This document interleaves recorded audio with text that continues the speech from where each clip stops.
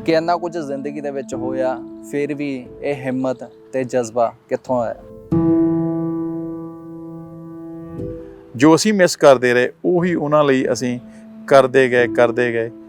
एवें मैनू कुदरत ने बाणी ने कह ला मैं ये सच जे है तो बाणी ने मैनू बहुत सपोर्ट किया, मेरे ब्रदर ने और मेरे आले दुआले के सहारिਆਂ ने सपोर्ट किया तो मैं बाहर आया। 22 साल हो गया अज मैनू डिसेबल लाइफ जींदे नू।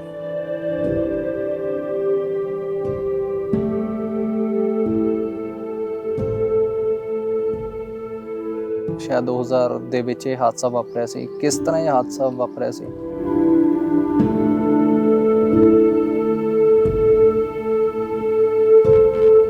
ਉਹ ਰੇਲਵੇ ਪਲੇਟਫਾਰਮ ਤੇ ਗੱਡੀ ਦੇ ਵਿੱਚ ਫਸ ਗਿਆ।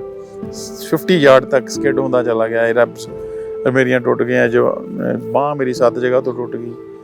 ਇਹ ਅੱਖ ਮੇਰੀ ਦੁਬਾਰਾ ਬਣਾਈ ਆ, ਇਹ ਜਵਾੜਾ ਔਰ ਇਹ ਹੈਡ ਇੰਜਰੀ ਬਹੁਤ ਸੀ ਔਰ ਕੋਮਾ 'ਚ ਰਿਹਾ ਬਹੁਤ ਦਿਨ ਮੈਂ। ਤੁਸੀਂ ਦੱਸਿਆ ਕਿ ਇੱਕ ਲੱਤ ਤੇ ਇੱਕ ਪੈਰ ਤੇ ਕੋਮਾ ਦੇ ਵਿੱਚ ਵੀ ਕਾਫੀ ਚਿਰ ਰਹੇ ਹੋ। ਜਦੋਂ ਪਰਿਵਾਰ ਨੂੰ ਇਸ ਬਾਰੇ ਪਤਾ ਲੱਗਿਆ, ਇੱਕ ਵਾਰੀ ਤਾਂ ਝੰਜੋੜ ਕੇ ਰੱਖ ਦੇਣ ਵਾਲੀ ਉਹ ਖਬਰ ਹੋਣੀ ਪਰਿਵਾਰ ਦੇ ਲਈ ਵੀ।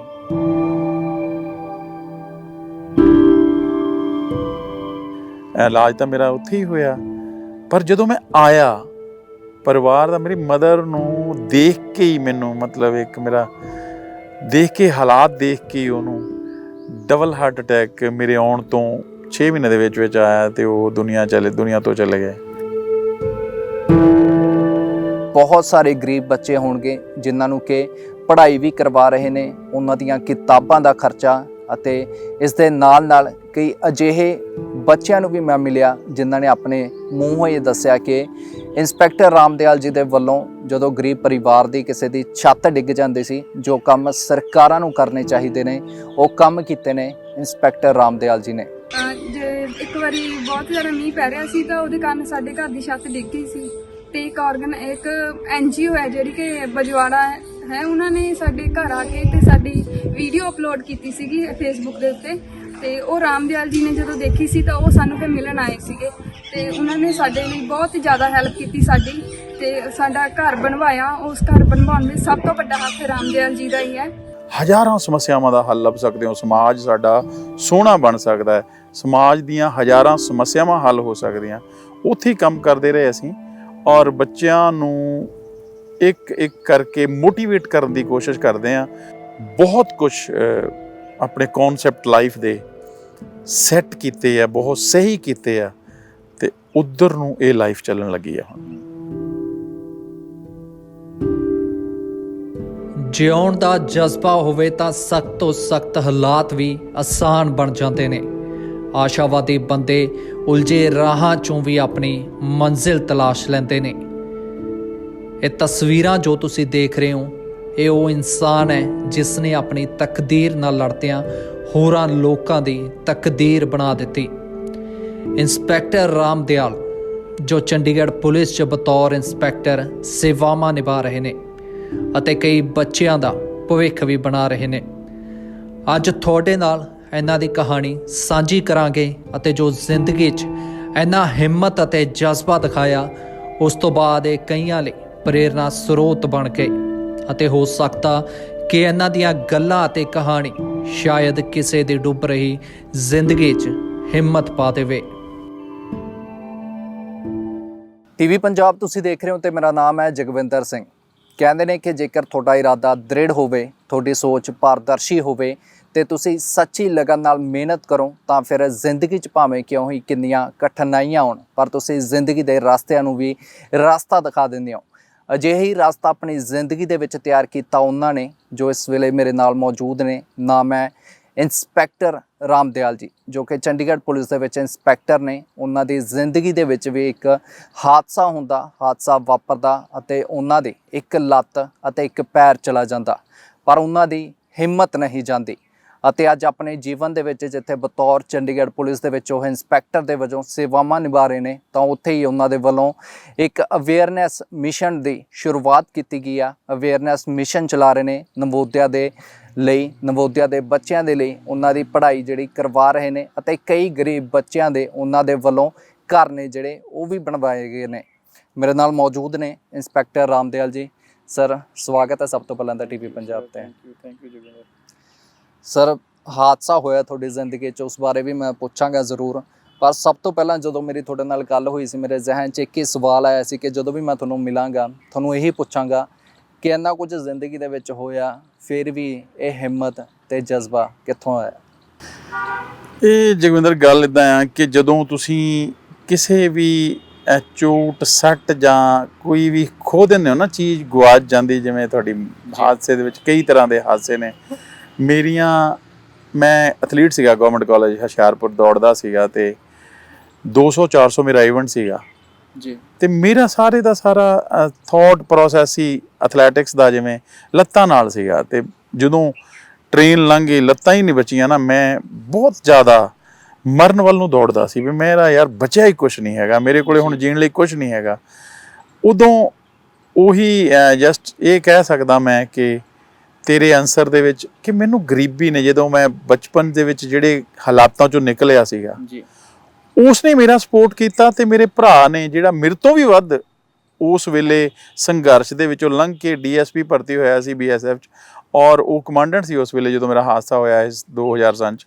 ਉਹ ਆ ਗਿਆ ਮੇਰੇ ਕੋਲੇ, ਮੈਨੂੰ ਫਾਦਰਲੀ ਟਰੀਟ ਕੀਤਾ ਉਹਨੇ ਬਚਪਨ 'ਚ, ਕਿਉਂਕਿ ਮੇਰੇ ਫਾਦਰ ਸਾਹਿਬ ਦੀ ਡੈਥ ਹੋ ਗਈ ਸੀ ਬਚਪਨ 'ਚ ਹੀ। ਤੇ ਉਹਨੇ ਮੈਨੂੰ ਇੱਕ ਹੌਸਲਾ ਦਿੱਤਾ, ਤੋਰਨ ਦੀ ਕੋਸ਼ਿਸ਼ ਕੀਤੀ, ਕਰਚਜ਼ ਨਾਲ ਮੈਨੂੰ ਚਲਾਉਣਾ ਸਿਖਾਇਆ। ਫਿਰ ਪਰ ਮੇਰਾ ਮਨ ਨਹੀਂ ਸੀ, ਮੇਰਾ ਮਨ ਇੱਦਾਂ ਸੀਗਾ ਕਿ ਯਾਰ ਨਹੀਂ, ਹੈ ਹੀ ਕੁਛ ਨਹੀਂ, ਹੁਣ ਮੈਂ ਖੜਾ ਹੀ ਨਹੀਂ ਹੋ ਸਕਦਾ ਲੱਤਾਂ ਤੋਂ, ਮਤਲਬ ਆਰਟੀਫਿਸ਼ੀਅਲ ਲਿੰਬਸ ਤੋਂ ਬਿਨਾਂ ਅੱਜ ਵੀ ਮੈਂ ਕਰੋਲ ਕਰਕੇ ਚੱਲਦਾ। ਤੇ ਉਹਦਾ ਇੱਕ ਮੇਰੇ ਬ੍ਰਦਰ ਦਾ ਆਈਡੀਆ ਸੀਗਾ ਕਿ ਰਾਮਦਿਆਲ, ਹੁਣ ਤੈਨੂੰ ਸਾਰੀ ਉਮਰ ਨਾ ਹੈਲਪ ਦੀ ਲੋੜ ਰਹਿਣੀ ਹੈ, ਤੂੰ ਇੱਦਾਂ ਕਰ, ਥੋੜ੍ਹਾ ਜਿਹਾ ਨਾ ਧਿਆਨ ਡਿਵਰਟ ਕਰਕੇ ਨਾ ਲੋਕਾਂ ਲਈ ਜੀਣਾ ਸ਼ੁਰੂ ਕਰ। ਤੇ ਮੈਨੂੰ ਉਸ ਵੇਲੇ ਤਾਂ ਬੜਾ ਉਹ ਲੱਗਿਆ ਕਿ ਯਾਰ ਕਿਆ ਗੱਲਾਂ ਕਰੀ ਜਾਂਦੇ ਆ, ਮੈਨੂੰ ਹੋਸ਼ ਨਹੀਂ ਆ ਰਿਹਾ, ਜ਼ਿੰਦਗੀ ਸਮਝ ਨਹੀਂ ਆ ਰਹੀ ਕਿੱਧਰ ਨੂੰ ਚੱਲਣੀ ਹੈ। ਤੇ ਪਰ ਉਹ ਮੈਨੂੰ ਲੈ ਗਏ ਫਿਰ ਪਿੰਡ ਦੇ ਸਕੂਲ 'ਚ, ਉੱਥੋਂ ਅਸੀਂ ਜ਼ਿੰਦਗੀ ਸ਼ੁਰੂ ਕੀਤੀ। ਬਹੁਤ ਮੁਸ਼ਕਿਲ ਸੀ, ਬਹੁਤ ਹੀ ਔਖਾ ਸੀ। ਹਾਦਸੇ ਹਮੇਸ਼ਾ ਹੀ ਇੱਦਾਂ ਦੀ ਸੱਟ ਦਿੰਦੇ ਨੇ, ਸਾਰੀ ਦੁਨੀਆ ਜਾਣਦੀ ਆ ਕਿ ਔਖਾ ਕੰਮ ਆ ਹਾਦਸਿਆਂ 'ਚੋਂ ਨਿਕਲਣਾ, ਪਰ ਇਹ ਹੋ ਸਕਿਆ ਉਹਨਾਂ ਕਰਕੇ, ਮੇਰੇ ਬ੍ਰਦਰ ਕਰਕੇ। ਔਰ ਉਹ ਸਕੂਲਾਂ 'ਚ ਗਏ, ਦੇਖਿਆ ਬਚਪਨ ਪੁਰਾਣਾ, ਉਹੀ ਹਾਲਾਤ ਦੇ ਉੱਥੇ, ਉਹੀ ਗਵਰਨਮੈਂਟ ਸਕੂਲਾਂ ਦੀ ਸਿਚੁਏਸ਼ਨ ਹੈ। ਕਈ ਬੱਚੇ ਸਾਨੂੰ ਨੰਗੇ ਪੈਰੀਂ ਮਿਲੇ ਉੱਥੇ ਸਕੂਲ 'ਚ। ਫਿਰ ਅਸੀਂ 4 ਸਕੂਲਾਂ 'ਚ ਨਾਲ ਗਏ ਤੇ ਉਹਨਾਂ ਨੂੰ ਆਪਣਾ ਬਚਪਨ ਯਾਦ ਕਰਦੇ ਹੋਏ, ਕਿਉਂਕਿ ਮੈਂ ਖੁਦ ਵੀ, ਮੇਰੇ ਬ੍ਰਦਰ ਵੀ ਨੰਗੇ ਪੈਰੀਂ ਅਸੀਂ ਪੜ੍ਹਨ ਜਾਂਦੇ ਰਹੇ ਹਾਂ, ਤੇ ਉਹਨਾਂ ਨੂੰ ਅਸੀਂ ਸ਼ੂਜ਼ ਲੈ ਕੇ ਦਿੱਤੇ ਤੇ ਸਟੇਸ਼ਨਰੀ ਦਾ ਸਮਾਨ ਦਿੱਤਾ। ਜੋ ਅਸੀਂ ਮਿਸ ਕਰਦੇ ਰਹੇ ਉਹੀ ਉਹਨਾਂ ਲਈ ਅਸੀਂ ਕਰਦੇ ਗਏ। ਐਵੇਂ ਮੈਨੂੰ ਕੁਦਰਤ ਨੇ, ਬਾਣੀ ਨੇ ਕਹਿ ਲਾ, ਮੈਂ ਇਹ ਸੱਚ ਜੇ ਹੈ ਤਾਂ ਬਾਣੀ ਨੇ ਮੈਨੂੰ ਬਹੁਤ ਸਪੋਰਟ ਕੀਤਾ, ਮੇਰੇ ਬ੍ਰਦਰਾਂ ਨੇ, ਉਹ ਮੇਰੇ ਆਲੇ ਦੁਆਲੇ ਦੇ ਸਹਾਰਿਆਂ ਨੇ ਸਪੋਰਟ ਕੀਤਾ ਤੇ ਮੈਂ ਬਾਹਰ ਆਇਆ। 22 ਸਾਲ ਹੋ ਗਿਆ ਅੱਜ ਮੈਨੂੰ ਡਿਸੇਬਲ ਲਾਈਫ ਜੀਂਦੇ ਨੂੰ। ਤੇ ਹੁਣ ਕਦੇ 10-15 ਸਾਲ ਤੋਂ ਤਾਂ ਇਹ ਹੋ ਗਿਆ ਕਿ ਹੁਣ ਇੱਦਾਂ ਵੀ ਲੱਗਣ ਲੱਗ ਗਿਆ ਕਿ ਜੋ ਰੱਬ ਨੇ ਕੀਤਾ, ਜੋ ਕਾਇਨਾਤ ਨੇ ਮੇਰੇ ਨਾਲ ਕੀਤਾ, ਮੈਨੂੰ ਠੀਕ ਕਰਨ ਲਈ ਕੀਤਾ। ਸ਼ਾਇਦ ਮੈਂ ਬਹੁਤ ਕੁਛ ਆਪਣੇ ਕੌਨਸੈਪਟ ਲਾਈਫ ਦੇ ਸੈੱਟ ਕੀਤੇ ਆ, ਬਹੁਤ ਸਹੀ ਕੀਤੇ ਆ, ਤੇ ਉੱਧਰ ਨੂੰ ਇਹ ਲਾਈਫ ਚੱਲਣ ਲੱਗੀ ਆ ਹੁਣ। ਸਰ, ਜੇਕਰ ਮੈਂ ਹਾਦਸੇ ਦੀ ਗੱਲ ਕਰਾਂ, ਤੁਸੀਂ ਜ਼ਿਕਰ ਕੀਤਾ ਕਿ ਸ਼ਾਇਦ 2000 ਦੇ ਵਿੱਚ ਇਹ ਹਾਦਸਾ ਵਾਪਰਿਆ ਸੀ। ਕਿਸ ਤਰ੍ਹਾਂ ਇਹ ਹਾਦਸਾ ਵਾਪਰਿਆ ਸੀ? ਹਾਦਸਾ ਜੀ, ਮੈਂ ਯੂਨਾਈਟਿਡ ਨੇਸ਼ਨ 'ਚ ਜਿਹੜੀ UNO ਦੀ ਪੀਸ ਕੀਪਿੰਗ ਫੋਰਸ ਹੈ ਉਹਦੇ ਵਿੱਚ ਨੌਕਰੀ ਕਰਦਾ ਸੀ, ਯੂਗੋਸਲਾਵੀਆ। ਇੱਥੋਂ ਅਸੀਂ 98 ਦੇ ਵਿੱਚ ਮੈਂ 97 'ਚ ਪ੍ਰਮੋਟ ਹੋਇਆ। ਤੇ ਉਸ ਤੋਂ ਬਾਅਦ UNO ਨੇ ਇੱਕ ਟੈਸਟ ਲਿਆ।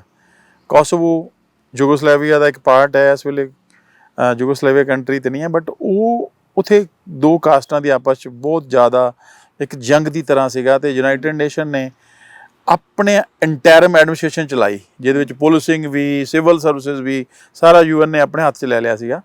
ਤੇ ਅਸੀਂ ਪਹਿਲੇ ਮਿਸ਼ਨ ਸੀਗਾ, ਪਹਿਲਾ ਸਾਡਾ ਕੰਟੀਜੈਂਟ ਸੀ ਜਿਹੜਾ ਉੱਥੇ ਗਿਆ, ਤੇ ਅਸੀਂ ਪੁਲਿਸਿੰਗ ਕਰਦੇ ਸੀ। ਉਹਦੇ ਵਿੱਚ ਛੁੱਟੀ ਬੜੀ ਮਿਲਦੀ ਸੀ। ਮੈਂ ਜਰਮਨੀ ਗਿਆ ਹੋਇਆ ਸੀਗਾ, ਜਰਮਨੀ ਫਰੈਂਕਫਰਟ ਸਿਟੀ ਦੇ ਵਿੱਚ ਸਵੇਰੇ 6 ਵਜੇ ਦੇ ਟਾਈਮ ਨਾਲ ਮੈਂ ਏਅਰਪੋਰਟ 'ਤੇ ਜਾਣਾ ਸੀ। ਤੇ ਉੱਥੇ ਇਹ ਪੈਰ ਮੇਰਾ ਜਿਹੜਾ ਕੱਟਿਆ ਗਿਆ, ਇਹ ਉਹਦੇ ਵਿੱਚ ਫਸ ਗਿਆ। ਦੈਟ ਵਾਜ਼ ਮਾਈ ਫੋਲਟ ਕਿ ਮੈਂ ਉਸ ਜਿਹੜੀ ਯੈਲੋ ਲਾਈਨ ਤੋਂ ਅੱਗੇ ਚਲਾ ਗਿਆ। ਉਹ ਰੇਲਵੇ ਪਲੇਟਫਾਰਮ 'ਤੇ ਗੱਡੀ ਦੇ ਵਿੱਚ ਫਸ ਗਿਆ, 50 ਯਾਰਡ ਤੱਕ ਸਕਿਡ ਹੁੰਦਾ ਚਲਾ ਗਿਆ। ਇਹ ਰੈਬਸ ਮੇਰੀਆਂ ਟੁੱਟ ਗਈਆਂ, ਜੋ ਬਾਂਹ ਮੇਰੀ 7 ਜਗ੍ਹਾ ਤੋਂ ਟੁੱਟ ਗਈ। ਇਹ ਅੱਖ ਮੇਰੀ ਦੁਬਾਰਾ ਬਣਾਈ ਆ, ਇਹ ਜਵਾੜਾ, ਔਰ ਇਹ ਹੈਡ ਇੰਜਰੀ ਬਹੁਤ ਸੀ, ਔਰ ਕੋਮਾ 'ਚ ਰਿਹਾ ਬਹੁਤ ਦਿਨ ਮੈਂ। ਬੜੀ ਔਖੀ ਹੋਸ਼ ਆਇਆ, ਤੇ ਹੋਸ਼ ਆਉਣ ਤੋਂ ਬਾਅਦ ਇਹਦਾ ਹੋਇਆ। ਤੇ ਇਹ ਟ੍ਰੇਨ ਐਕਸੀਡੈਂਟ ਸੀਗਾ ਫਰੈਂਕਫਰਟ ਸਿਟੀ 'ਚ, ਜਰਮਨੀ 'ਚ ਹੋਇਆ ਸੀ ਮੇਰਾ 17 ਮਈ 2000 ਨੂੰ। ਉਹ ਦਿਨ ਮੇਰੀ ਜ਼ਿੰਦਗੀ ਬਦਲ ਗਿਆ ਬਸ। ਮੈਂ ਸਮਾਂ ਤਾਂ ਨਹੀਂ ਪੁੱਛਾਂਗਾ, ਕਿਉਂਕਿ ਜਦੋਂ ਵੀ ਇਸ ਤਰ੍ਹਾਂ ਦੇ ਹਾਦਸੇ ਹੁੰਦੇ ਨੇ ਬਹੁਤ ਔਖਾ ਸਮਾਂ ਹੁੰਦਾ, ਤੁਹਾਡੇ ਲਈ ਵੀ ਰਿਹਾ ਹੋਣਾ, ਤੁਹਾਡੇ ਪਰਿਵਾਰ ਦੇ ਲਈ ਵੀ ਰਿਹਾ ਹੋਣਾ। ਪਰ ਸਮੇਂ ਦੀ ਜੇਕਰ ਗੱਲ ਕਰਾਂ, ਜਦੋਂ ਇਹ ਹਾਦਸਾ ਵਾਪਰਿਆ ਟ੍ਰੇਨ ਦੇ ਨਾਲ, ਤੁਸੀਂ ਦੱਸਿਆ ਕਿ ਇੱਕ ਲੱਤ ਤੇ ਇੱਕ ਪੈਰ ਤੇ ਕੋਮਾ ਦੇ ਵਿੱਚ ਵੀ ਕਾਫੀ ਚਿਰ ਰਹੇ ਹੋ। ਜਦੋਂ ਪਰਿਵਾਰ ਨੂੰ ਇਸ ਬਾਰੇ ਪਤਾ ਲੱਗਿਆ, ਇੱਕ ਵਾਰੀ ਤਾਂ ਝੰਜੋੜ ਕੇ ਰੱਖ ਦੇਣ ਵਾਲੀ ਉਹ ਖਬਰ ਹੋਣੀ ਪਰਿਵਾਰ ਦੇ ਲਈ ਵੀ। ਬਿਲਕੁਲ ਬਿਲਕੁਲ, ਤੁਸੀਂ ਜੜ ਨੂੰ ਫੜ ਰਹੇ ਹੋ। ਮੇਰੀ ਮਦਰ ਇੱਥੇ ਸੀਗੇ ਇੰਡੀਆ 'ਚ ਉਦੋਂ, ਤੇ ਉਹਨਾਂ ਨੂੰ ਦੱਸਣ ਵਾਲੇ ਨੇ ਵੀ ਥੋੜ੍ਹਾ ਘੁਮਾ ਕੇ ਗੱਲ ਦੱਸੀ, ਠੀਕ ਤਰੀਕੇ ਨਾਲ ਦੱਸੀ ਨਹੀਂ, ਤੇ ਉਹਨਾਂ ਨੂੰ 3-4 ਦਿਨ ਦੇ ਵਿੱਚ ਹੀ ਹਾਰਟ ਅਟੈਕ ਹੋਇਆ। ਫਿਰ ਮੈਂ ਇਲਾਜ ਤਾਂ ਮੇਰਾ ਉੱਥੇ ਹੀ ਹੋਇਆ, ਪਰ ਜਦੋਂ ਮੈਂ ਆਇਆ ਪਰਿਵਾਰ ਦਾ, ਮੇਰੀ ਮਦਰ ਨੂੰ ਦੇਖ ਕੇ ਹੀ ਮੈਨੂੰ, ਮਤਲਬ ਇੱਕ ਮੇਰਾ ਦੇਖ ਕੇ, ਹਾਲਾਤ ਦੇਖ ਕੇ ਉਹਨੂੰ ਡਬਲ ਹਾਰਟ ਅਟੈਕ ਮੇਰੇ ਆਉਣ ਤੋਂ 6 ਮਹੀਨੇ ਦੇ ਵਿੱਚ ਆਇਆ, ਤੇ ਉਹ ਦੁਨੀਆ ਤੋਂ ਚਲੇ ਗਏ। ਐਵੇਂ ਪਰਿਵਾਰ ਨੇ, ਬ੍ਰਦਰਾਂ ਨੇ ਬੜਾ ਸੰਤਾਪ ਕੱਟਿਆ, ਔਰ ਪਲੱਸ ਮੈਨੂੰ ਸੰਭਾਲਿਆ ਵੀ ਹੁੰਦਾ ਹੈ, ਕਿਉਂਕਿ ਨੇਚੁਰਲ ਹੈ। ਪਰ ਮੈਂ ਇਸ ਹਾਦਸੇ ਤੋਂ ਬਾਅਦ ਆਪਣੀ ਮਾਂ ਨੂੰ ਵੀ ਗਵਾ ਲਿਆ। ਇਹ ਹੋਇਆ ਮੇਰੇ ਨਾਲ, ਬੜਾ ਔਖਾ ਉਹਨਾਂ ਨੇ ਦੇਖਿਆ ਮੈਨੂੰ, ਜਾਂ ਜਿਵੇਂ ਵੀ ਉਹਨਾਂ ਨਾਲ ਹੋਇਆ। ਤੇ ਮੇਰੇ ਆਉਣ ਤੋਂ 1 ਸਾਲ ਦੇ ਵਿੱਚ 6-7 ਮਹੀਨੇ ਉਹ ਜਿੰਦਾ ਰਹੇ, ਤੇ ਉਹ ਵੀ ਇਸ ਦੁਨੀਆ ਤੋਂ ਚਲੇ ਗਏ। ਬੜਾ ਔਖਾ ਹੋ ਜਾਂਦਾ ਹੋਣਾ, ਕਿਉਂਕਿ ਜਦੋਂ ਤੁਸੀਂ ਉੱਧਰ ਵਿਦੇਸ਼ ਦੇ ਵਿੱਚ ਸੀ, ਜੋ ਤੁਹਾਡਾ ਇਲਾਜ ਚੱਲ ਰਿਹਾ ਸੀ, ਉਦੋਂ ਵੀ ਤੁਸੀਂ ਪਰਿਵਾਰ ਦੇ ਨਾਲ ਨਹੀਂ ਸੀ, ਅਤੇ ਜਦੋਂ ਦੁਬਾਰਾ ਠੀਕ ਹੋ ਕੇ ਪਰਿਵਾਰ ਦੇ ਨਾਲ ਸਮਾਂ ਬਿਤਾਉਣ ਦਾ ਸਮਾਂ ਮਿਲਿਆ, ਉਹ ਸਮਾਂ ਵੀ ਰੱਬ ਨੇ ਖੋਹ ਲਿਆ। ਅਤੇ ਮੈਂ ਤੁਹਾਨੂੰ ਇਹ ਵੀ ਦੱਸਦਾ ਕਿ ਆਪਣੀ ਜ਼ਿੰਦਗੀ ਦੇ ਵਿੱਚ ਬਹੁਤ ਕੁਝ ਹੁੰਦਾ। ਬਹੁਤ ਲੋਕ ਨੇ ਜਿਹੜੇ ਜ਼ਿੰਦਗੀ ਦੇ ਵਿੱਚ ਛੋਟੀਆਂ ਚੀਜ਼ਾਂ ਹੁੰਦੀਆਂ ਨੇ, ਪਰ ਉਹ ਹਿੰਮਤ ਹਾਰ ਜਾਂਦੇ ਨੇ। ਪਰ ਮੇਰੇ ਨਾਲ ਇਸ ਵੇਲੇ ਜੋ ਮੌਜੂਦ ਨੇ, ਗੱਲਾਂ ਬਾਤਾਂ ਵੀ ਕਰ ਰਹੇ ਇੰਸਪੈਕਟਰ ਰਾਮਦਿਆਲ ਜੀ, ਜੋ ਉਹਨਾਂ ਦੀ ਜ਼ਿੰਦਗੀ ਦੇ ਵਿੱਚ ਵਾਪਰਿਆ, ਅਤੇ ਉਸ ਤੋਂ ਬਾਅਦ ਵੀ ਅੱਜ ਉਹ ਕਈ ਲੋਕਾਂ ਦੇ ਲਈ ਮਿਸਾਲ, ਜਾਂ ਕਹਿ ਲਾਂ ਕਿ ਪ੍ਰੇਰਨਾ ਬਣ ਚੁੱਕੇ ਨੇ, ਕਿਉਂਕਿ ਬਤੌਰ ਉਹ ਇੰਸਪੈਕਟਰ ਦੇ ਵਜੋਂ ਆਪਣੀਆਂ ਸੇਵਾਵਾਂ ਨਿਭਾ ਰਹੇ ਨੇ, ਪਰ ਜ਼ਿੰਦਗੀ ਦੇ ਵਿੱਚ ਉਹਨਾਂ ਨੇ ਮਿਹਨਤ ਨਹੀਂ ਛੱਡੀ ਅਤੇ ਹਿੰਮਤ ਨਹੀਂ ਛੱਡੀ। ਅਤੇ ਅੱਜ ਦੀ ਜੇਕਰ ਮੈਂ ਗੱਲ ਕਰਾਂ ਤਾਂ ਬਹੁਤ ਸਾਰੇ ਗਰੀਬ ਬੱਚੇ ਹੋਣਗੇ ਜਿਨ੍ਹਾਂ ਨੂੰ ਕਿ ਪੜ੍ਹਾਈ ਵੀ ਕਰਵਾ ਰਹੇ ਨੇ, ਉਹਨਾਂ ਦੀਆਂ ਕਿਤਾਬਾਂ ਦਾ ਖਰਚਾ, ਅਤੇ ਇਸ ਦੇ ਨਾਲ ਕਈ ਅਜਿਹੇ ਬੱਚਿਆਂ ਨੂੰ ਵੀ ਮੈਂ ਮਿਲਿਆ ਜਿਨ੍ਹਾਂ ਨੇ ਆਪਣੇ ਮੂੰਹੋਂ ਇਹ ਦੱਸਿਆ ਕਿ ਇੰਸਪੈਕਟਰ ਰਾਮਦਿਆਲ ਜੀ ਦੇ ਵੱਲੋਂ ਜਦੋਂ ਗਰੀਬ ਪਰਿਵਾਰ ਦੀ ਕਿਸੇ ਦੀ ਛੱਤ ਡਿੱਗ ਜਾਂਦੀ ਸੀ, ਜੋ ਕੰਮ ਸਰਕਾਰਾਂ ਨੂੰ ਕਰਨੇ ਚਾਹੀਦੇ ਨੇ, ਉਹ ਕੰਮ ਕੀਤੇ ਨੇ ਇੰਸਪੈਕਟਰ ਰਾਮਦਿਆਲ ਜੀ ਨੇ। ਸਰ, ਮੈਂ ਬਹੁਤ ਸਾਰੇ ਬੱਚਿਆਂ ਨੂੰ ਸੁਣਿਆ ਵੀ, ਜੋ ਤੁਸੀਂ ਫ੍ਰੀ ਇੱਕ ਕੋਚਿੰਗ, ਬਹੁਤ ਵਧੀਆ ਉਪਰਾਲਾ ਜਿਹੜਾ ਤੁਸੀਂ ਕਰ ਰਹੇ ਹੋ ਬੱਚਿਆਂ ਨੂੰ ਪੜ੍ਹਾਉਣ ਦਾ, ਕਿੱਦਾਂ ਦਾ, ਮਤਲਬ ਕਿੱਦਾਂ ਮਨ ਬਣਾਇਆ ਇੰਨਾ ਵੱਡਾ ਹਾਦਸਾ ਹੋਣ ਤੋਂ ਬਾਅਦ ਕਿ ਹੁਣ ਉਹ ਕੰਮ ਵੀ, ਇੱਕ ਪਾਸੇ ਤੁਸੀਂ ਪੁਲਿਸ ਦੇ ਵਿੱਚ ਵੀ ਸੇਵਾਵਾਂ ਨਿਭਾ ਰਹੇ ਹੋ, ਅਤੇ ਦੂਸਰੇ ਪਾਸੇ ਉਹ ਵੀ ਮੈਂ ਪੜ੍ਹਾਈ ਵੀ ਕਰਵਾਵਾਂ, ਕਿਵੇਂ ਉਹ ਖਿਆਲ ਆਇਆ ਕਿ, ਅਤੇ ਜੋ ਕੰਮ ਸਰਕਾਰਾਂ ਨੂੰ ਕਰਨੇ ਚਾਹੀਦੇ ਨੇ, ਹਾਲਾਂਕਿ ਸਿੱਖਿਆ ਦਾ ਜੇਕਰ ਅੱਜ ਦੇ ਪੰਜਾਬ ਦੇ ਵਿੱਚ ਦੇਖੀਏ ਬਹੁਤ ਨੀਚੇ ਸਤਰ ਆ ਚੁੱਕਿਆ ਪੰਜਾਬ ਦਾ, ਪਰ ਉਸ ਤੋਂ ਬਾਅਦ ਤੁਸੀਂ ਕਿਵੇਂ ਸੋਚਿਆ ਕਿ ਪੰਜਾਬ ਦੇ ਜਿਹੜੇ ਵਿਦਿਆਰਥੀ ਨੇ, ਗਰੀਬ ਬੱਚੇ ਨੇ, ਉਹਨਾਂ ਨੂੰ ਸਿੱਖਿਆ ਦੇਵਾਂ?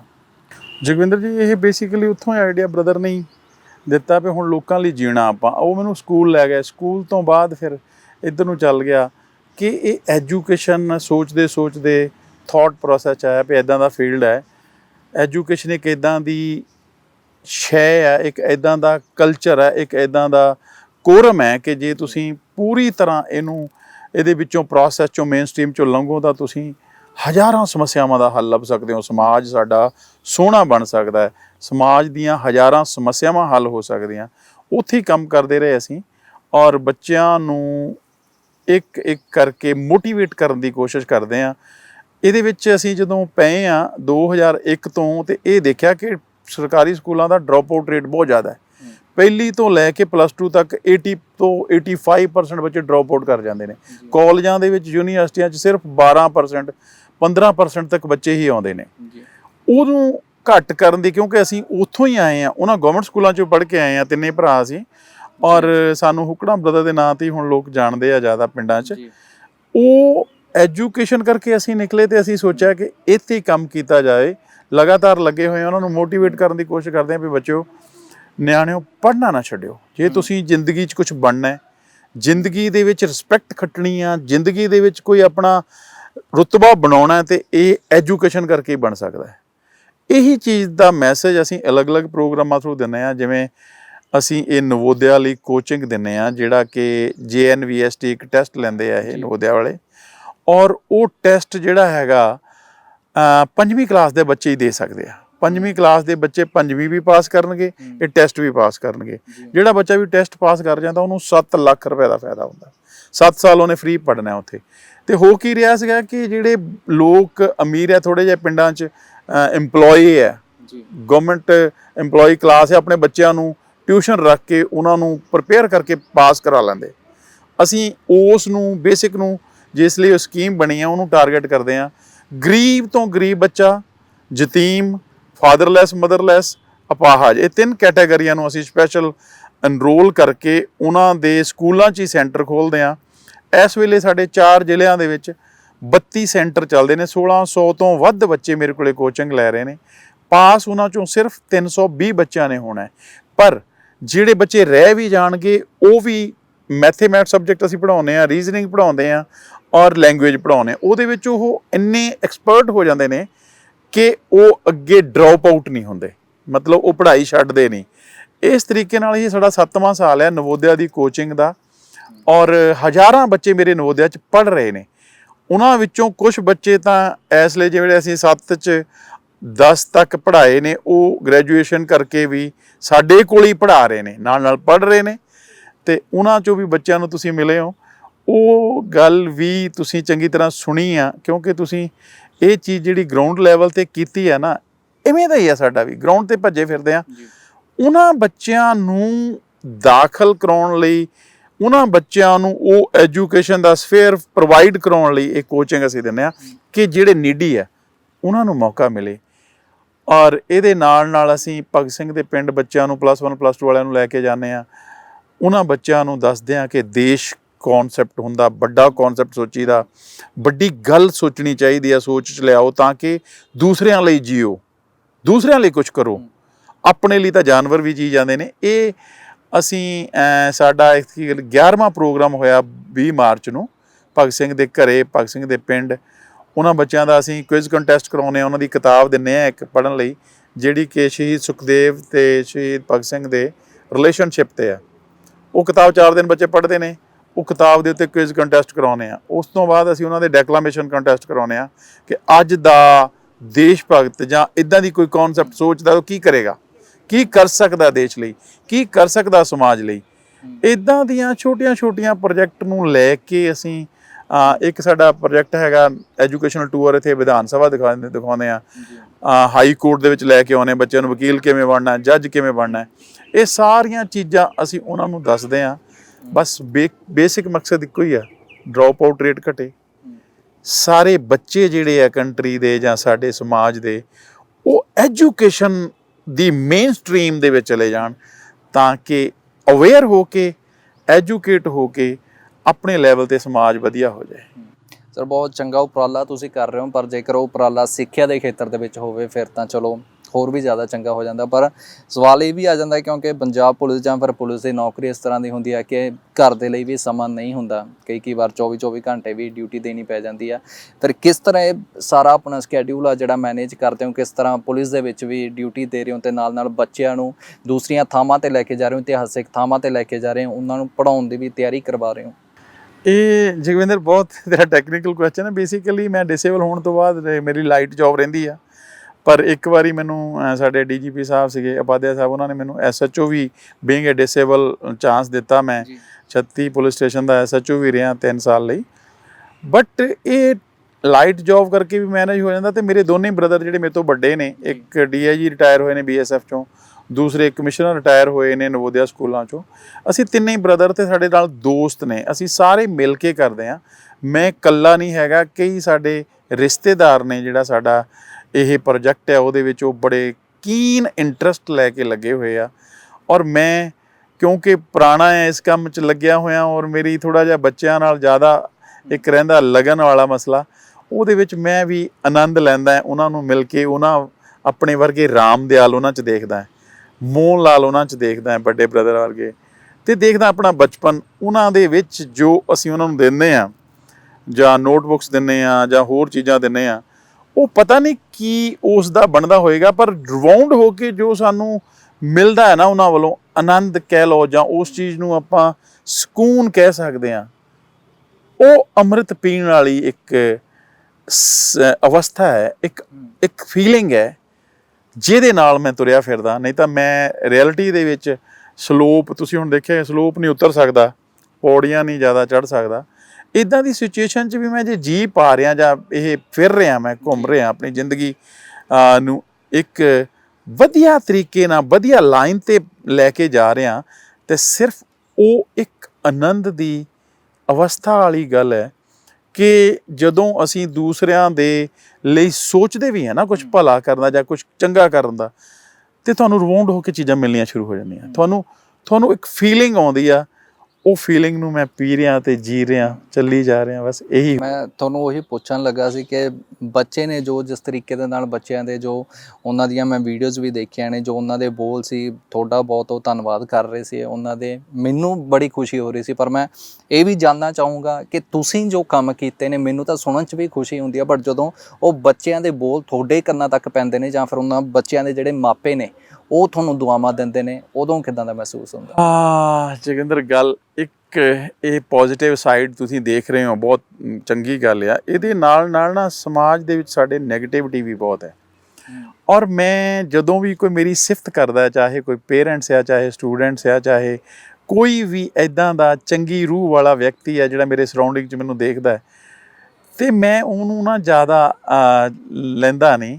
ਉਹ ਇੱਕ ਮੈਨੂੰ ਬਾਣੀ ਵੱਲੋਂ ਜਾਂ ਰੱਬ ਦੇ ਹੁਕਮ ਵੱਲੋਂ ਇਹ ਗੱਲ ਮੈਨੂੰ ਚੰਗੀ ਲੱਗਦੀ ਆ ਕਿ ਕ੍ਰਿਟਿਸਿਜ਼ਮ ਵੀ, ਜਿਵੇਂ ਨਿੰਦਕ ਨੇਰੇ ਰਾਖੀਏ ਵਾਲੀ ਗੱਲ ਆ, ਅਤੇ ਮੈਂ ਆਪਣੇ ਕ੍ਰਿਟਿਸਿਜ਼ਮ ਨੂੰ ਬਹੁਤ ਮਤਲਬ ਇੱਕ ਤਰ੍ਹਾਂ ਦਾ ਕਹਿ ਲਓ ਕਿ ਬੋਰੋ ਕਰਦਾ, ਲੋਕਾਂ ਕੋਲੋਂ ਪੁੱਛਦਾ ਰਹਿੰਦਾ, ਜਾਂ ਜਿਹੜੇ ਜਿਵੇਂ ਤੁਹਾਡੇ ਨਹੀਂ ਲਾਈਕ ਕਰਦੇ, ਕਈ ਸਾਰੀਆਂ ਚੀਜ਼ਾਂ ਤੁਹਾਡੀਆਂ ਲਾਈਕ ਨਹੀਂ ਨਾ ਹੁੰਦੀਆਂ ਸੁਸਾਇਟੀ 'ਚ, ਅਤੇ ਸੁਸਾਇਟੀ 'ਚ ਹਰ ਤਰ੍ਹਾਂ ਦੇ ਲੋਕ ਨੇ, ਹਰ ਤਰ੍ਹਾਂ ਦੇ ਬੰਦੇ ਨੇ ਜਿਹੜੇ ਤੁਹਾਨੂੰ ਕਮੈਂਟ ਵੀ ਕਰਦੇ ਨੇ। ਕਹਿੰਦੇ ਉਹ ਵੀ ਚੰਗਾ ਰਹਿੰਦਾ। ਹਾਂ, ਉਹਦੇ ਨਾਲ ਬਹੁਤ ਫਾਇਦਾ ਹੁੰਦਾ, ਉਹਦੇ ਨਾਲ ਇੰਨਾ ਫਾਇਦਾ ਹੁੰਦਾ ਕਿ ਤੁਹਾਡੇ 'ਤੇ ਹੰਕਾਰ ਦੀ ਪਰਤ ਨਹੀਂ ਚੜ੍ਹਦੀ, ਤੁਹਾਡੇ ਉੱਤੇ ਇਫੈਕਟ ਨਹੀਂ ਹੁੰਦਾ ਕਿ ਤੁਸੀਂ ਬਹੁਤ ਚੰਗੇ ਹੋ, ਬਹੁਤ ਚੰਗੇ, ਇੱਦਾਂ ਦਾ ਕੁਛ ਨਹੀਂ ਹੈ। ਅਤੇ ਮੈਂ ਉਹ ਚੀਜ਼ ਵੀ ਨਾਲ ਕਰਦਾ।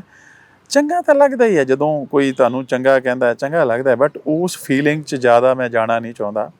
ਮੇਰਾ ਇਹ ਪਰਸਨਲ ਇੱਕ ਥੋਟ ਬਣਿਆ ਬਾਬੇ ਨਾਨਕ ਦੀਆਂ ਗੱਲਾਂ ਤੋਂ, ਸੰਤ ਕਬੀਰ ਦੀਆਂ ਗੱਲਾਂ ਤੋਂ, ਪੜ੍ਹ ਕੇ ਗਾ ਕੇ ਉਹਨਾਂ ਨੂੰ ਥੋਟ ਇਹ ਡਿਵੈਲਪ ਹੁੰਦਾ ਜਾ ਰਿਹਾ, ਜਿਹਨੂੰ ਮੈਂ ਆਪਣਾ ਪੂਰੀ ਤਰ੍ਹਾਂ ਗ੍ਰਾਸਪ ਕਰ ਲੈਣਾ ਚਾਹੁੰਦਾ ਕਿ ਇਹ ਜਿਹੜੀਆਂ ਖੁਸ਼ੀ ਅਤੇ ਗਮੀ ਆ ਦੋਨੇ ਹੀ, ਜਾਣੀ ਮੇਰੀ ਪ੍ਰੇਜ਼ ਆ ਜਾਂ ਮੇਰਾ ਜਿਹੜਾ ਕ੍ਰਿਟਿਸਿਜ਼ਮ ਆ, ਇਹ ਦੋਨੇ ਚੀਜ਼ਾਂ ਤੋਂ ਨਾ ਮੈਂ ਜ਼ਿਆਦਾ ਦੁਖੀ ਹੋਣਾ ਚਾਹੁੰਦਾ ਅਤੇ ਨਾ ਜ਼ਿਆਦਾ ਉਹਨੂੰ ਖੁਸ਼ ਹੋਣਾ ਚਾਹੁੰਦਾ।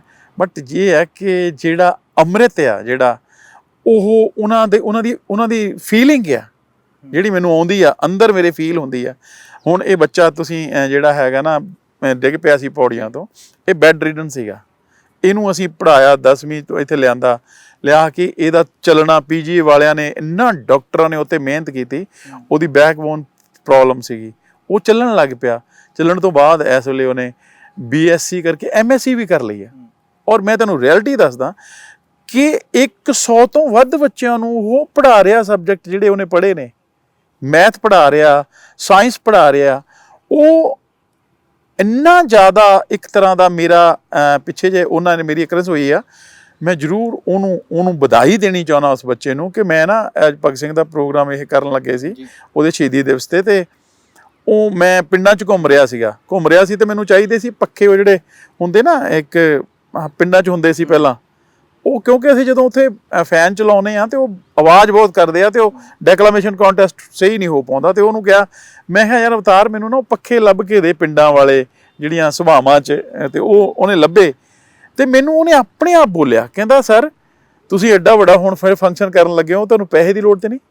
ਮੇਰਾ ਮਤਲਬ ਇੱਕਦਮ ਨਾ ਮੇਰਾ ਸਟਨ ਹੋ ਗਿਆ, ਮੇਰੀ ਹਾਰਟ ਬੀਟ ਰੁਕੀ। ਕੀ ਪੁੱਛ ਰਿਹਾ? ਮੈਂ ਕਿਹਾ ਕੀ ਗੱਲ ਹੋ ਗਈ ਅਵਤਾਰ, ਇੱਦਾਂ ਤੂੰ ਕਿਉਂ ਪੁੱਛ ਰਿਹਾ? ਕਹਿੰਦਾ ਜੀ ਮੈਨੂੰ 60,000 ਰੁਪਇਆ ਸਕੋਲਰਸ਼ਿਪ ਮਿਲਿਆ।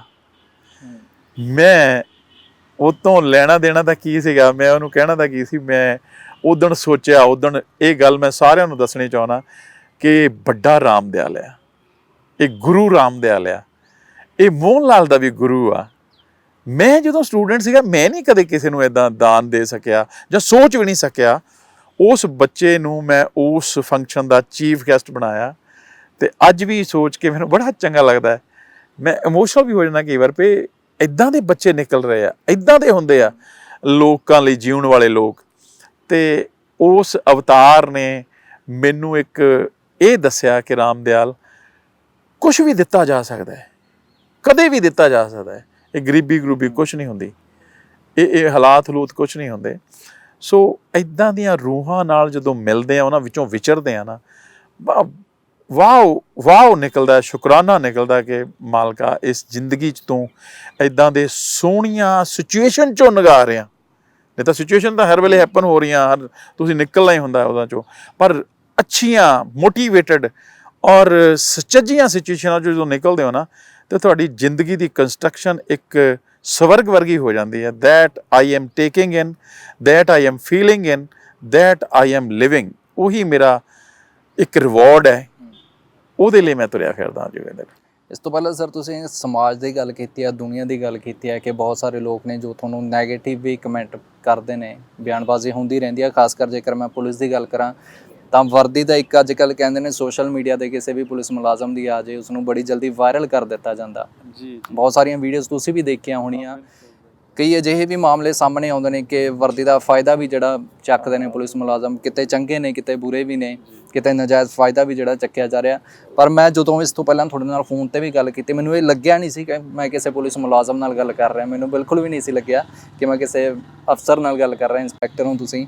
ਬਟ ਉਹਨਾਂ ਲਈ ਕੀ ਕਹਿਣਾ ਚਾਹੋਗੇ, ਕਿਉਂਕਿ ਬਹੁਤ ਸਾਰੇ ਪੁਲਿਸ ਮੁਲਾਜ਼ਮਾਂ ਦੀਆਂ ਜਿਹੜੀਆਂ ਵੀਡੀਓਜ਼ ਵਾਇਰਲ ਹੁੰਦੀਆਂ ਨੇ, ਉਹ ਵਰਦੀ ਦਾ ਜਿਹੜਾ ਉਹਨਾਂ ਦੇ ਵੱਲੋਂ ਫਾਇਦਾ ਵੀ ਚੱਕਿਆ ਜਾਂਦਾ ਤੇ ਧੌਂਸ ਵੀ ਕਿਤੇ ਨਾ ਕਿਤੇ ਅਜ਼ਮਾਉਂਦੇ ਉਹ ਦੇਖੇ ਜਾਂਦੇ ਨੇ।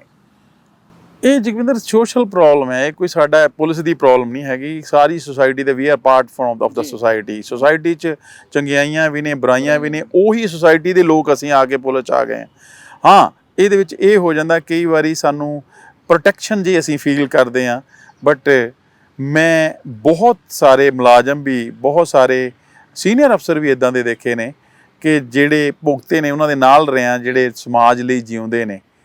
ਔਰ ਜਿਹੜੀ ਤੁਸੀਂ ਮੈਸੇਜ ਕਰਨ ਦੀ ਗੱਲ ਕਰ ਰਹੇ ਹੋ, ਮੈਂ ਮੈਸੇਜ ਤਾਂ ਨਹੀਂ ਉਹਨਾਂ ਨੂੰ ਕੁਝ ਵੀ ਦੇ ਸਕਦਾ ਜ਼ਿਆਦਾ, ਬਟ ਇੰਨਾ ਜ਼ਰੂਰ ਕਹਿਣਾ ਚਾਹੁੰਦਾ ਜਾਂ ਆਪਣਾ ਭੁਗਤ ਗਿਆਨ ਹੀ ਦੱਸਣਾ ਚਾਹੁੰਦਾ, ਕਿਉਂਕਿ ਭੁਗਤ ਗਿਆਨ ਹੀ ਅਸਲੀ ਗਿਆਨ ਹੈ। ਬਾਬਾ ਨਾਨਕ ਕਹਿੰਦਾ ਵੀ ਇਹਦੇ ਵਿੱਚ ਥੋੜ੍ਹੀ ਜਿਹੀ ਜਦੋਂ ਭੁਗਤ ਗਿਆਨ 'ਚ ਦਇਆ ਮਿਲਦੀ ਹੈ ਨਾ, ਫਿਰ ਭੰਡਾਰਾ ਤੁਹਾਡਾ ਆਪਣੇ ਮਾਨਸਿਕ ਤੌਰ 'ਤੇ ਤੁਸੀਂ ਬਹੁਤ ਵੱਡੇ ਇੱਕ ਦਾਇਰੇ 'ਚ ਚਲੇ ਜਾਂਦੇ ਹੋ। ਅਤੇ ਮੈਂ ਭੁਗਤ ਗਿਆਨ ਦਇਆ ਭੰਡਾਰਨ ਵਾਲੀ ਗੱਲ ਕਰੂੰਗਾ ਬਾਬਾ ਜੀ ਦੀ, ਕਿ ਦਇਆ ਥੋੜ੍ਹੀ ਜਿਹੀ ਮਿਕਸ ਜਦੋਂ ਤੁਸੀਂ ਕਰ ਲੈਂਦੇ ਹੋ, ਜਦੋਂ ਕਿਸੇ ਸਿਚੁਏਸ਼ਨ ਨੂੰ ਡੀਲ ਕਰਦੇ ਹੋ, ਐਜ਼ ਏ ਪੁਲਿਸ ਅਫਸਰ ਵੀ ਤੁਸੀਂ ਡੀਲ ਕਰਦੇ ਹੋ, ਅਤੇ ਥੋੜ੍ਹੀ ਜਿਹੀ ਆਪਣੀ ਦਇਆ ਨਾਲ ਭਾਵਨਾ ਵਿੱਚ ਚਲਾ ਕੇ ਮਨ ਦੇ ਕਰੋਗੇ ਤਾਂ ਬਹੁਤ ਅੱਛੇ ਰਿਜ਼ਲਟ ਆਉਣਗੇ। ਸੋ ਜਿਹੜਾ ਬੈਡ ਨੇਮ ਆ ਸਾਡਾ ਜਾਂ ਬੈਡ ਅਕਸ ਆ, ਉਹਨੂੰ ਅਸੀਂ ਜਲਦੀ ਛੇਤੀ ਅਤੇ ਸੁਚੱਜੇ ਢੰਗ ਨਾਲ ਅਬੋਲਿਸ਼ ਕਰ ਸਕਦੇ ਹਾਂ, ਹਟਾ ਸਕਦੇ ਹਾਂ। ਆਪਣੇ ਜਿਹੜਾ ਕਿ ਪੁਲਿਸ ਨੂੰ ਆਮ ਕਰਕੇ ਲੈਂਦੇ ਨਹੀਂ ਆ ਲੋਕ ਚੰਗਾ। ਅਤੇ ਮੈਂ ਇੰਨੀ ਕੀ ਰਿਕੁਐਸਟ ਤਾਂ ਕਰਦਾ, ਉਹ ਵੀ ਹਿੰਮਤ ਕਰਦਾ ਤਾਂ ਕਿ ਮੈਂ ਖੁਦ ਇਸ ਚੀਜ਼ ਨੂੰ ਪਾ ਰਿਹਾ ਕਿ ਜਦੋਂ ਤੁਸੀਂ ਕੋਈ ਕੰਮ ਵੀ ਦਇਆ ਨਾਲ ਸ਼ੁਰੂ ਕਰਦੇ ਹੋ, ਵਿਚਰਦੇ ਉਸ ਕੰਮ ਨੂੰ ਕਰਦੇ ਦਇਆ ਭਾਵਨਾ ਮਨ 'ਚ ਰੱਖਦੇ ਹੋ, ਤਾਂ ਉਹਦੇ ਜਿਹੜੇ ਰਿਜ਼ਲਟ ਨੇ ਜਾਂ ਉਹਦਾ ਜਿਹੜਾ ਆਊਟਕਮ ਆ ਬਹੁਤ ਪੋਜ਼ੀਟਿਵ ਨਿਕਲਦਾ ਹੈ ਔਰ ਤੁਹਾਨੂੰ ਬਹੁਤ ਸਕੂਨ ਦਿੰਦਾ ਹੈ। ਦੂਸਰੇ ਨੂੰ ਪਤਾ ਨਹੀਂ ਕੀ ਮਿਲ ਰਿਹਾ ਹੁੰਦਾ, but you Liv a very comfortable situation, you pass through a very favorable circumstances। ਮੇਰਾ ਤਾਂ ਇੰਨਾ ਕਿ ਯਾਰ ਇਹ ਇਕੱਲਾ ਪੁਲਿਸ ਵਾਲਿਆਂ ਲਈ ਨਹੀਂ, ਸਾਰੇ ਸਮਾਜ ਲਈ ਇਹ ਕੋਈ ਵੀ ਦੂਸਰਿਆਂ ਲਈ ਜੀਵੇ, ਕੋਈ ਵੀ ਦੂਸਰਿਆਂ ਲਈ ਕੋਈ ਸੋਚੇ ਹੀ ਇਕੱਲਾ ਕਰੇ ਭਾਵੇਂ ਬਾਅਦ 'ਚ, ਅਤੇ ਉਹ ਸੋਚਣ ਨਾਲ ਹੀ ਬਹੁਤ ਵਧੀਆ ਹੋ ਜਾਂਦਾ। ਅਤੇ ਪੁਲਿਸ ਕੀ ਸਾਰਾ ਦੁਨੀਆ ਇੱਕ ਦੂਏ ਲਈ ਸੋਹਣੀ ਹੋ ਜਾਏਗੀ, ਸਵਰਗ ਬਣ ਜਾਏਗੀ ਜੇ ਆਪਾਂ ਇੱਕ ਦੂਏ ਦਾ ਲੱਭਣ ਲੱਗ ਜਾਈਏ, ਉਹਦੇ ਦੁੱਖ ਨੂੰ, ਉਹਦੇ ਦੂਰ ਕਰਨ ਦੀ ਸੋਚ ਨੂੰ, ਉਹਦੇ ਕਸ਼ਟਾਂ ਨੂੰ ਹਟਾਉਣ ਦੀ ਸੋਚ ਨੂੰ ਹੀ ਚਲਾਉਣ ਲੱਗ ਜਾਈਏ। It will live a very prosperous life on this earth. ਇਹੀ ਬਾਬਿਆਂ ਨੇ ਸੁਨੇਹਾ ਦਿੱਤਾ ਕਿ ਇਹ ਧਰਤੀ ਥਾਪ ਰੱਖੀ ਧਰਮਸਾਲ ਦੇ ਵਿੱਚ ਜੀ ਜੁਗਤ ਕੇ ਰੰਗ। ਇਹਦੇ ਵਿੱਚ ਬੜੀ ਤਰ੍ਹਾਂ ਦੇ ਚੀਜ਼ਾਂ, ਬੜੇ ਤਰ੍ਹਾਂ ਦਾ ਮਟੀਰੀਅਲ ਆ, ਠੀਕ ਹੈ ਨਹੀਂ, ਉਹਦੇ ਵਿੱਚ ਨਾਂ ਨਹੀਂ ਲੈ ਸਕਦੇ ਅਸੀਂ, ਗਿਣ ਨਹੀਂ ਸਕਦੇ, ਇੰਨਾ ਕੁਛ ਹੈ। ਬਸ ਸਿਰਫ ਔਰ ਸਿਰਫ ਦਇਆ ਤੋਂ ਸ਼ੁਰੂ ਹੁੰਦਾ ਹੈ ਸਾਰਾ। ਧਰਮ ਇਹ ਪੂਰੀ ਕਾਇਨਾਤ ਨਿਭਾ ਰਹੀ ਆ। ਪੂਰੀ ਕਾਇਨਾਤ ਸਾਨੂੰ ਦੇਈ ਜਾ ਰਹੀ ਹੈ, ਦੇਈ ਜਾ ਰਹੀ ਹੈ। ਇੱਕ ਤਿਲ ਨਹੀਂ ਭੰਨੇ ਕਾਲੇ ਵਾਲੀ ਗੱਲ ਆ। ਕੁਛ ਨਹੀਂ ਇਹ ਖਾਂਦੀ, ਦੇਈ ਜਾਂਦੀ। ਅਸੀਂ ਗੰਦੀ ਹਵਾ ਕਰ ਰਹੇ ਹਾਂ, ਸਾਫ਼ ਹਵਾ ਸਾਡੇ ਨੱਕ ਅੱਗੇ ਫੇਸ ਅੱਗੇ ਆ ਜਾਂਦੀ ਹੈ। ਅਸੀਂ ਜਿੰਨਾ ਕੁਛ ਵੀ ਇਸ ਤੋਂ ਲੈ ਰਹੇ ਹਾਂ, ਜੇ ਉਹਦੇ ਵਿੱਚ ਥੋੜ੍ਹਾ ਜਿਹਾ ਥੈਂਕਸ ਗ੍ਰੈਟੀਟਿਊਡ ਵਾਲੀ ਸੈਂਸ ਨੂੰ ਲੈ ਕੇ ਚੱਲੀਏ, ਜਾਂ ਦਇਆ ਭਾਵਨਾ ਦੂਸਰਿਆਂ ਪ੍ਰਤੀ, ਦੂਸਰੀ ਕਾਇਨਾਤ ਦੇ ਅੰਗਾਂ ਪ੍ਰਤੀ ਰੱਖੀਏ, ਤਾਂ ਸਾਡਾ ਪਾਣੀ, ਹਵਾ, ਇਹ ਸਾਰੇ ਸਹੀ ਹੋ ਸਕਦੇ ਆ। ਕਿਉਂਕਿ ਅਸੀਂ ਗੰਦੇ ਕਰ ਲਏ, ਅਸੀਂ ਸਾਰਾ ਕੁਝ ਗਵਾ ਲਿਆ। ਅਸੀਂ ਹੁਣ ਕੈਂਸਰ ਦੇ ਪਿੱਛੇ ਕੈਂਸਰ ਦੇ ਹਸਪੀਟਲ ਖੋਲ੍ਹਦੇ ਫਿਰਦੇ ਹਾਂ। ਬੇਸਿਕਲੀ ਕੈਂਸਰ ਦਾ ਹਸਪੀਟਲ ਖੋਲ੍ਹਣ ਨਾਲ ਇਲਾਜ ਹੋ ਜਾਏ ਕਿਸੇ ਦਾ ਹੋ ਵੀ ਜਾਂਦਾ ਹੈ, ਪਰ ਕੈਂਸਰ ਹੁੰਦਾ ਕਿਉਂ ਆ? ਇਹ ਪਾਣੀ ਗੰਦਾ ਕਰ ਲਿਆ ਅਸੀਂ। ਇਹ ਧਰਤੀ ਨੂੰ, ਇਸ ਜਿਹੜੀ ਪਾਵਰ ਆ, ਇਸ ਨੂੰ ਅਸੀਂ ਹੁਣ ਤੁਸੀਂ ਦੇਖ ਲਓ, ਕਈ ਖੇਤਾਂ ਦੇ ਵਿੱਚੋਂ ਇੱਦਾਂ ਦੀਆਂ ਰਿਪੋਰਟਾਂ ਵੀ ਹੈਗੀਆਂ ਕਿ ਖੇਤਾਂ ਦੇ ਵਿੱਚੋਂ ਲੰਘ ਜਾਂਦੇ ਹਾਂ ਅਸੀਂ ਨਾ, ਉੱਥੇ ਉਹਦੇ ਨਾਲ ਹੀ ਕੈਂਸਰ ਹੋ ਜਾਂਦਾ। ਇੰਨੀ ਮਿੱਟੀ ਅਸੀਂ ਖਰਾਬ ਕਰ ਲਈ ਪ੍ਰੋਗਰੈਸ ਦੇ ਨਾਂ 'ਤੇ, ਡਿਵੈਲਪਮੈਂਟ ਦੇ ਨਾਂ 'ਤੇ। ਵਾਟ development we R achieving and ਇਹ ਸਾਨੂੰ ਸੋਚਣਾ ਪਏਗਾ, ਜਾਂ ਬਸ ਸ਼ੁਰੂ ਉੱਥੋਂ ਹੀ ਹੋਣਾ, ਬਾਬੇ ਦੀ ਗੱਲ ਤੋਂ ਹੀ, ਕਿ ਦਇਆ ਚਲਾਉਣੀ ਪੈਣੀ ਆ, ਧਾਰਮਿਕ ਹੋਣਾ ਪੈਣਾ। ਧਾਰਮਿਕ ਹੋਣ ਲਈ ਦਇਆ ਦਾ ਫੁੱਟਣਾ, ਚੱਲਣਾ ਤੇ ਉਹਦਾ ਐਗਜ਼ੀਕਿਊਸ਼ਨ ਬਹੁਤ ਜ਼ਰੂਰੀ ਹੈ, ਬਹੁਤ ਹੀ ਜ਼ਰੂਰੀ ਹੈ। ਸਰ ਬਹੁਤ ਬਹੁਤ ਸ਼ੁਕਰੀਆ, ਤੁਸੀਂ ਸਮਾਂ ਦਿੱਤਾ, ਆਪਣਾ ਕੀਮਤੀ ਸਮਾਂ ਦਿੱਤਾ, ਕਿਉਂਕਿ ਇੱਕ ਪਾਸੇ ਪੁਲਿਸ ਦੀਆਂ ਸੇਵਾਵਾਂ ਤੇ ਦੂਸਰੇ ਪਾਸੇ ਤੁਸੀਂ ਜਿਹੜੀ ਸੇਵਾ ਨਿਭਾ ਰਹੇ ਹੋ। ਅਸੀਂ ਉਮੀਦ ਕਰਦੇ ਹਾਂ ਤੁਸੀਂ ਆਪਣੀ ਜ਼ਿੰਦਗੀ ਦੇ ਵਿੱਚ ਐਵੇਂ ਸੇਵਾਵਾਂ ਨਿਭਾਉਂਦੇ ਰਹੋ ਤੇ ਉਹ ਦੁਆਵਾਂ ਲੋਕਾਂ ਦੀਆਂ ਤੁਹਾਨੂੰ ਮਿਲਦੀਆਂ ਰਹਿਣ। Thank you Jagwinder, thank you Bhai Sahib the we thank you, cameraman ਦਾ। ਬਹੁਤ ਹੀ ਤੁਸੀਂ ਡੂੰਘੀਆਂ ਗੱਲਾਂ ਵਿੱਚ ਲੈ ਗਏ ਮੈਨੂੰ, ਤੇ thank you so very much. ਹੱਸਦੇ ਚਿਹਰੇ ਨੂੰ ਦੇਖ ਕੇ ਨਹੀਂ ਸੋਚਣਾ ਕਿ ਉਸ ਨੂੰ ਦੁੱਖ ਨਹੀਂ, ਬਲਕਿ ਸੋਚਣਾ ਕਿ ਉਸ ਵਿੱਚ ਸਹਿਣ ਕਰਨ ਦੀ ਤਾਕਤ ਹੈ। ਅਜਿਹੀ ਕਹਾਣੀ ਹੈ ਇੰਸਪੈਕਟਰ ਰਾਮਦਿਆਲ ਦੀ। ਹੁਣ ਤੁਹਾਨੂੰ ਉਹ ਬੱਚੇ ਦਿਖਾਉਣੇ ਆ ਜਿਨ੍ਹਾਂ ਨਾਲ ਇੰਸਪੈਕਟਰ ਰਾਮਦਿਆਲ ਕਿਸੇ ਮਸੀਹੇ ਤੋਂ ਘੱਟ ਨਹੀਂ। ਸਤਿ ਸ਼੍ਰੀ ਅਕਾਲ ਜੀ। ਸਤਿ ਸ਼੍ਰੀ ਅਕਾਲ। ਹਾਂ, ਤੇ ਤੁਸੀਂ, ਮੈਂ ਇਹ ਪੁੱਛਣਾ ਚਾਹੁੰਦਾ ਸਾਡੇ ਦਰਸ਼ਕਾਂ ਵਾਸਤੇ ਕਿ ਤੁਸੀਂ ਕਿਸ ਆਰਗੇਨਾਈਜੇਸ਼ਨ ਨਾਲ ਕੰਮ ਕਰਦੇ ਹੋ? ਜੀ ਅਸੀਂ ਮਿਸ਼ਨ ਅਵੇਅਰਨੈਸ ਆਰਗੇਨਾਈਜੇਸ਼ਨ, ਜਿਹੜੀ ਕਿ ਰੁਕੜਾ ਬ੍ਰਦਰਸ ਰਾਮਦਿਆਲ ਜੀ ਵੱਲੋਂ ਇਹ ਚਲਾਈ ਜਾ ਰਹੀ ਆ, ਤੇ ਉਹਨਾਂ ਦੇ ਦੁਆਰਾ ਹੀ ਅਸੀਂ ਇੱਥੇ ਬੱਚਿਆਂ ਨੂੰ ਪੜ੍ਹਾਉਂਦੇ ਆ। ਠੀਕ ਹੈ, ਕਿਹੜੇ ਬੱਚਿਆਂ ਨੂੰ ਪੜ੍ਹਾਉਂਦੇ ਹੋ? ਇਹ ਨਵੋਦਿਆ ਦੇ ਸਟੂਡੈਂਟਸ ਆ, ਠੀਕ ਹੈ, ਜਿਨ੍ਹਾਂ ਨੇ ਅੱਗੇ ਜਾ ਕੇ ਜੀਐਨਵੀ ਦਾ ਪੇਪਰ ਕਲੀਅਰ ਕਰਨਾ ਆ ਤੇ ਅੱਗੇ ਜਾ ਕੇ ਆਪਣੇ ਫਿਊਚਰ ਨੂੰ ਬ੍ਰਾਈਟ ਬਣਾਉਣਗੇ। ਠੀਕ ਹੈ, ਠੀਕ ਹੈ। ਤੇ ਤੁਸੀਂ ਇਸ ਆਰਗੇਨਾਈਜੇਸ਼ਨ ਨਾਲ ਕਿੱਦਾਂ ਜੁੜੇ? ਇਸ ਆਰਗੇਨਾਈਜੇਸ਼ਨ ਨਾਲ ਜੁੜਨ ਲਈ ਸਾਡੀ ਬਹੁਤ ਇੱਕ ਲੰਬੀ ਸਟੋਰੀ ਹੈ, ਤੇ ਮੈਂ ਤੁਹਾਨੂੰ ਨਾਲ ਸ਼ੇਅਰ ਕਰਨੀ ਚਾਹੂੰਗੀ।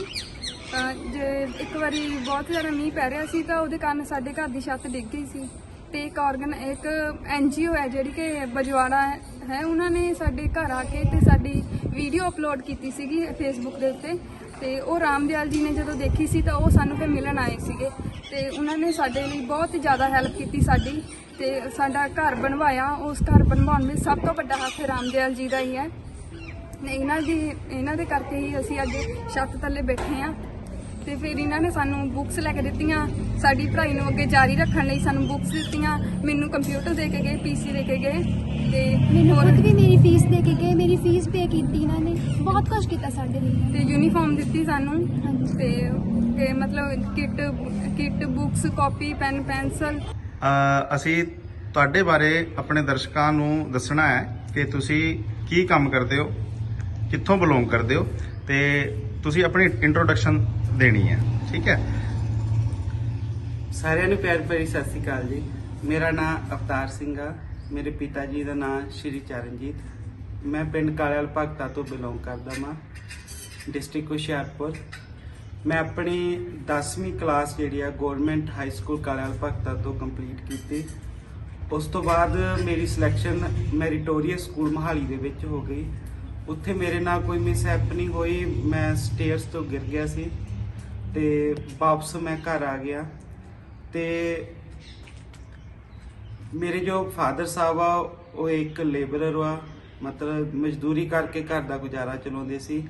ਤੇ ਸ਼੍ਰੀ ਰਾਮਦਿਆਲ ਜੀ ਹੁਣੀ ਜੋ ਰੁਕੜਾ ਬ੍ਰਦਰ ਮਿਸ਼ਨ ਅਵੇਅਰਨੈਸ ਨੂੰ ਚਲਾ ਰਹੇ ਆ, ਇਹਨਾਂ ਦਾ ਜੋ ਟਾਕਰਾ ਸੀ ਮੇਰਾ, ਉਹ government senior secondary school Bassi ਕਲਾ ਦੇ ਵਿੱਚ ਹੋਇਆ ਸੀ।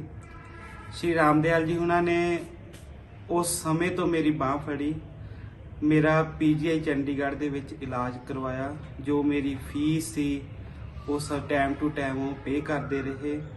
ਤੇ ਅੱਜ ਮੈਂ ਆਪਣੀ ਗ੍ਰੈਜੂਏਸ਼ਨ ਨੂੰ ਕੰਪਲੀਟ ਕਰ ਲਿਆ ਵਾ, ਐਮਐਸਸੀ ਨੂੰ ਕੰਪਲੀਟ ਕਰ ਲਿਆ। ਸੋ ਇਹ ਸਨ ਸਾਡੇ ਨਾਲ ਇੰਸਪੈਕਟਰ ਰਾਮਦਿਆਲ ਜੀ, ਜਿਨ੍ਹਾਂ ਨੇ ਆਪਣੀ ਜ਼ਿੰਦਗੀ ਦੀਆਂ ਗੱਲਾਂ ਸਾਡੇ ਨਾਲ ਸਾਂਝੀਆਂ ਕੀਤੀਆਂ ਨੇ ਅਤੇ ਉਹ ਹਾਦਸਾ ਰੱਬ ਨਾ ਕਰੇ ਕਿ ਕਿਸੇ ਨਾਲ ਵੀ ਜ਼ਿੰਦਗੀ ਦੇ ਵਿੱਚ ਵਾਪਰੇ, ਪਰ ਉਹਨਾਂ ਨੇ ਆਪਣੇ ਜੀਵਨ ਦੇ ਵਿੱਚ ਹਿੰਮਤ ਅਤੇ ਉਹ ਦ੍ਰਿੜ ਇਰਾਦਾ ਨਹੀਂ ਛੱਡਿਆ, ਜਿਸ ਦੇ ਕਰਕੇ ਅੱਜ ਉਹ ਦੂਸਰੇ ਬੱਚੇ ਅਤੇ ਦੂਸਰੇ ਲੋਕਾਂ ਨੂੰ ਹਿੰਮਤ ਦੇ ਰਹੇ ਨੇ ਅਤੇ ਦੂਸਰੇ ਲੋਕਾਂ ਦੇ ਲਈ ਵੀ ਪ੍ਰੇਰਨਾ ਬਣ ਚੁੱਕੇ ਨੇ। ਫਿਲਹਾਲ ਦੇ ਲਈ ਇੰਨਾ। ਤੁਸੀਂ ਦੇਖਦੇ ਰਹੋ ਟੀਵੀ ਪੰਜਾਬ। ਸਤਿ ਸ਼੍ਰੀ ਅਕਾਲ ਜੀ, ਮੈਂ ਨਿਰਮਲ ਮਾਨ ਊੜਾ ਟੈਕਸ ਸੈਟਲਮੈਂਟ ਤੋਂ। ਇਹ ਤੁਸੀਂ ਵੀਡੀਓ ਦੇਖ ਰਹੇ ਸੀ ਟੀਵੀ ਪੰਜਾਬ ਦੇ ਉੱਤੇ। ਇਹੋ ਜਿਹੇ ਹੋਰ ਜਾਣਕਾਰੀ ਭਰਪੂਰ ਵੀਡੀਓ ਦੇਖਣ ਵਾਸਤੇ ਟੀਵੀ ਪੰਜਾਬ ਦੇ ਚੈਨਲ ਨੂੰ ਸਬਸਕ੍ਰਾਈਬ ਕਰੋ ਤੇ ਨਾਲ ਹੇਠ ਦਿੱਤੇ ਹੋਏ ਬੈਲ ਆਈਕਨ ਦੇ ਬਟਨ ਦਬਾਓ। ਸਤਿ ਸ਼੍ਰੀ ਅਕਾਲ।